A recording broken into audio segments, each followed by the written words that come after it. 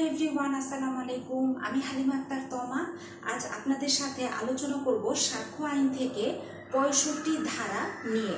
তো এই ৬৫ ধারা নিয়ে আলোচনায় যাবার আগে কিছুটা রিভিশন দিয়ে নেই বিগত ধারা থেকে। ৬১ ধারা সাক্ষ্য আইন, এখানে আমরা জেনেছি যে দলিলের বিষয়বস্তু প্রমাণের জন্য প্রাথমিক সাক্ষ্য এবং মাধ্যমিক সাক্ষ্য ব্যবহার করা যাবে। আর ৬৪ ধারায় এসে আমরা জানতে পেরেছি যে ব্যতিক্রমী বিষয়বস্তু ব্যতীত সকল ক্ষেত্রে দলিলের বিষয়বস্তু প্রমাণের জন্য অবশ্যই প্রাথমিক সাক্ষ্য ব্যবহার করতে হবে। তবে ৬৫ ধারায় ৭টি ব্যতিক্রমী ক্ষেত্র উল্লেখ করে দেওয়া আছে। এই ব্যতিক্রমী ক্ষেত্রে মাধ্যমিক সাক্ষ্য ব্যবহার করা যেতে পারে দলিলের বিষয়বস্তু প্রমাণের জন্য।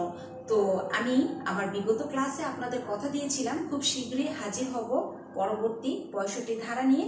তো আলহামদুলিল্লাহ আজকে আপনাদের সামনে এসেছি। এই ৬৫ ধারার মোতাবেক যে ৭টি ক্ষেত্র আছে সেই ৭টি ক্ষেত্র আপনাদের সামনে তুলে ধরব।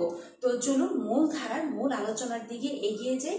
আর অবশ্যই আপনি যদি বাংলাদেশ বার কাউন্সিল বা জুডিশিয়ারি পরীক্ষার্থী হয়ে থাকেন অথবা কোনো ল কলেজ বা বিশ্ববিদ্যালয়ে অধ্যয়নরত শিক্ষার্থী হয়ে থাকেন, অবশ্যই খাতা কলম হাতে নিন এবং টুকে নিন ৬৫ ধারার এই ৭টি ক্ষেত্র।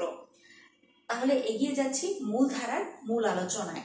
প্রথম ক্ষেত্র, যদি মূল দলিলটি যে ব্যক্তির বিরুদ্ধে প্রমাণ করা হবে তার দখলে থাকলে এমন কোনো ব্যক্তির দখলে আছে যে নাগালের বাহিরে, এমন কোনো ব্যক্তির দখলে আছে যে আদালতের প্রক্রিয়ার বাইরে, এমন কোনো ব্যক্তির দখলে যে উক্ত দলিলটি উপস্থাপন করতে বাধ্য কিন্তু ৬৬ ধারায় তাকে নোটিশ দেওয়ার পরেও সে দলিলটি উপস্থাপন করেনি। এখানটাতে এসে আমি কিছুটা সময় নিচ্ছি, ব্রেক নেই।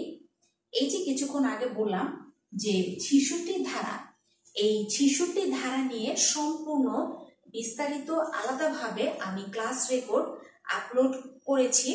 যারা যারা মিস করেছেন অবশ্যই ৬৬ ধারাটি আলাদাভাবে দেখে নেবেন, কেমন? তো আমি এখন সামনের দিকে এগিয়ে যাই।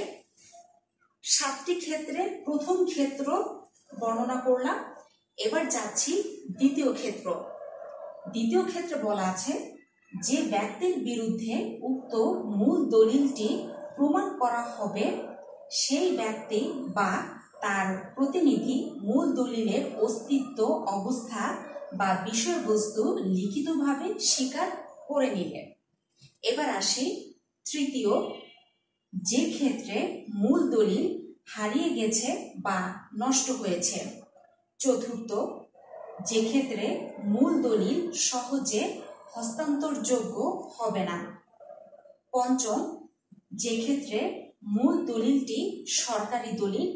ষষ্ঠ, যে ক্ষেত্রে মূল দলিলের প্রত্যায়িত নকল সাক্ষ্য হিসেবে ব্যবহারের বিধান আছে। এবং সর্বশেষ সপ্তম ক্ষেত্র, যে সকল দলিল আদালতে পরীক্ষা করে দেখা সুবিধাজনক নয়।